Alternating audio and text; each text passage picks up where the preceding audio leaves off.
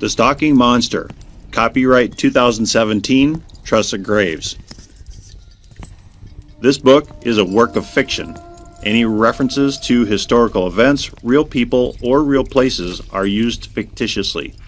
Other names, characters, places, and events are products of the author's imagination, and any resemblance to actual events or places or persons, living or dead, is entirely coincidental. The Stalking Monster. Basement Tomb. When Michelle Teague woke, her head ached and her vision was blurred.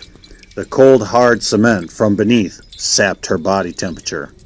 She shivered uncontrollably as her heart pounded.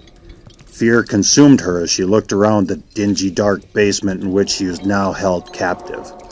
Her arms were heavy as handcuffs constricted both her wrists to the point of cutting off her blood flow. When Michelle attempted to stand, the sound of chains clanked from under her. When she looked down, she saw her hands and feet were handcuffed to a chain that led to a U-bolt in the floor.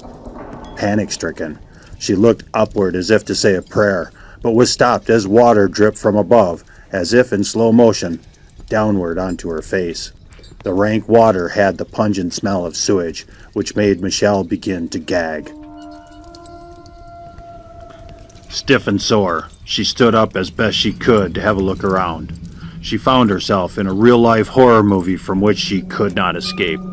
Breaking down, the words she had expressed to the police so many times before had now rung true. "He's going to kill me," she whispered to herself as she sat crying in fear, waiting for her stalker to return. Michelle now sat in her own urine. As urine is acidic, her legs burned from sitting in her own piss for an extended period of time. The smell, so strong, her stomach churned to the point of leaning over and throwing up all over the floor. Rod's voice ran through her mind, which scared her even more, as she knew any minute she would finally be face to face with a real-life monster, her own personal real-life monster. His voice was such to have startled and woke her up many nights in a sweaty panic. Michelle remembered those nights very well, as she now sat in the very nightmare to have haunted her for so long. Rod's voice was deep and very menacing, filled with pure evil. The only way she was able to get any sleep, or peace for that matter, was when she finally boarded up all the windows and doors in her house. However, that would not help her now.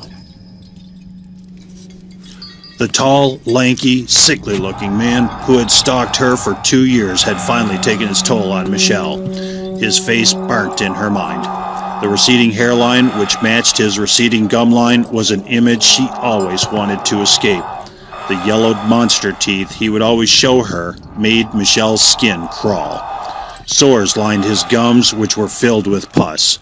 Not only was his mouth infected, but his brain was as well. He was very disturbed, yet knowing full well right from wrong, which is what made him the monster. His obsession was so over the top, she had to go into hiding and quit her singing career. Michelle had fallen off the face of the earth in hopes her crazed monster would forget about her. The crazed fan, who had now turned stalker, had harassed her every moment of every day for so long. Michelle lived in utter fear, as she knew it would one day become reality. She knew the man who haunted her would be within grabbing distance, and now, as she sat in her own urine, knew that time was here and now. One of her idols, Teresa Saldana, had found out the hard way what a deranged fan would be willing to do and stop at nothing. Michelle now sat as she waited her eventual fate with the stalking monster. The Stalking Monster. Copyright 2017, Tressa Graves.